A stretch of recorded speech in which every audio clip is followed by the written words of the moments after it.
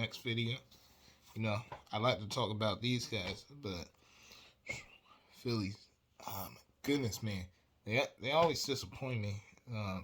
I don't know whether to keep my they start off the season pretty hot sometimes, but then I gotta contain my energy because I know a couple months later they're gonna go on a huge losing streak.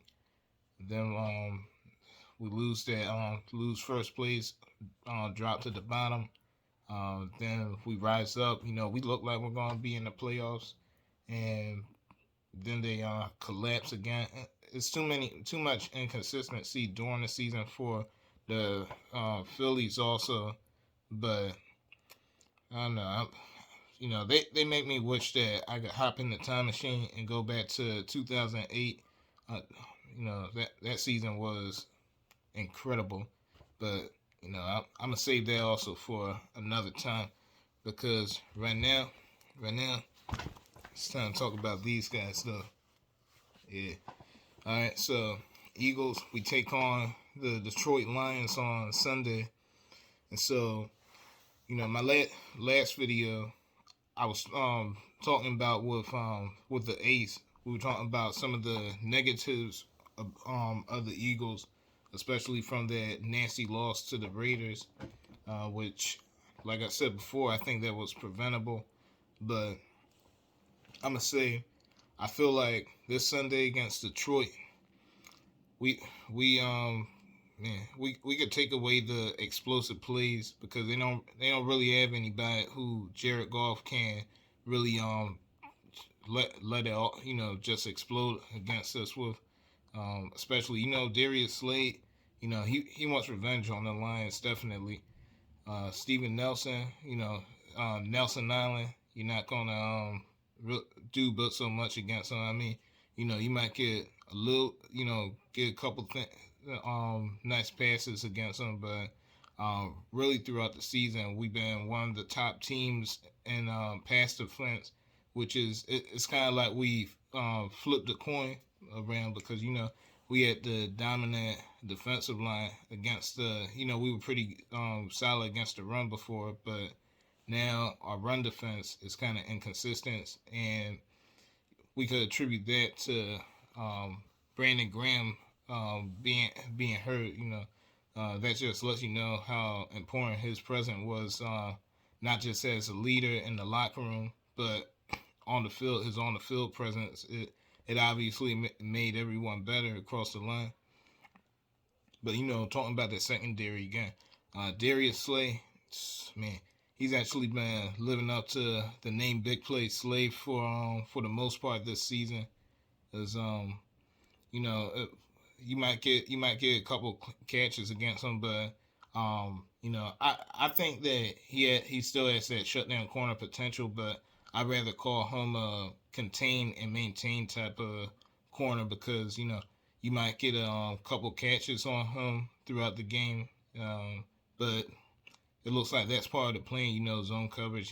He's got that type of speed, closing speed, where he'll stop you. You won't get probably more than like 20 yards or so. The best receivers. Last season, he didn't really have any help up top for going up against guys like the Devontae Adams or DK Metcalf. He was alone in those regards, but that last season he was good. This season, he's looking pretty good as well. So enough about the defense though, at least for right now, because the defense were pretty good right there, but on the offense side of the ball, that's what everybody really wants to know about. Can Jalen Hurts and the offense get it going?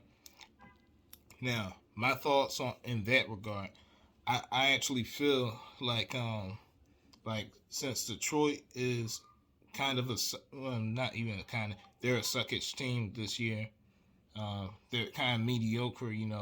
That's been the story of their lives for like maybe 2 decades. But I think Jalen Hurts being without Miles Sanders. The irony is what really gets me it's how ironic that we were actually attacking with the ground game to start off against the Raiders, but then Miles Sanders gets hurt, and that changes the complexity of the game. What potentially could have happened, but I think Kenneth Gainwell, he kind of, after Miles Sanders went down, he started to struggle a bit too. But I think going in with the game plan, if he gets to start, I think that it's going to be a pass oriented game.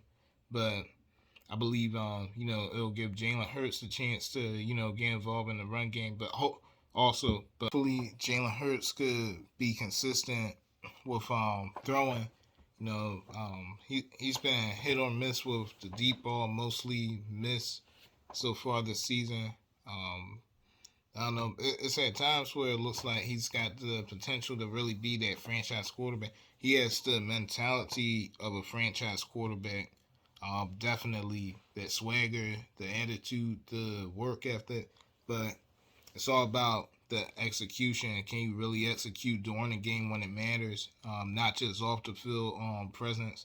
But I'm gonna say I'm a Jalen Hurts believer. I believe that he's our franchise quarterback for the future, and I think for this Sunday against Detroit, he's gonna against a terrible Detroit defense team overall. He's gonna have to really prove that he could hit guys in stride, capitalize with the receivers getting open, getting space off the breaking press coverage off the line of scrimmage. Because I think the receivers can definitely get some separation, especially Quez and Devontae Smith. Because already know that Devontae Smith, that's a given that he's going to get separation. That's the whole point, getting him his thing. And Quez Watkins, man, he just that man, he's got it. He's got the talent of a future future number one receiver possibly, or at least a good number two, like how the dynamic of having Jeremy Maclin and Deshaun Jackson. That's the type of vibes I get, because Quez, he's more than a deep threat, and I think he's gonna really prove that throughout the rest of the season. He just got have the ball. He needs more targets during the game. Jalen Hurts, when he gets targeted, Jalen Hurts gonna have to hit him on the money. But man, Dallas Goedert, I think Goddard taking advantage of Zach Ertz not being around anymore. And if you saw that Cardinal games last Sunday, man, Zach Ertz, he played like he was happy to be out of here. I mean, I know that he missed the city, but he seemed like he was going out on good terms with the team. But man, I'm going to miss him. Man, that's my bro. He's gone. But Tyree Jackson, he looks like in practice training camp, some of the preseason too, he looked like he's got the potential to make an immediate impact as soon as he gets activated. But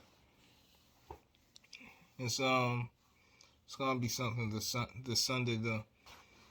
I really hope Miles Sanders gets well, because we really need him, and he's been too underutilized. I hope the Eagles aren't setting up to trade him, but I hope he gets well, the ankle heals up, and I want to see him get back to form like how he was his rookie year, because really the only difference between now and his rookie years is that he's not getting as many touches as he needs.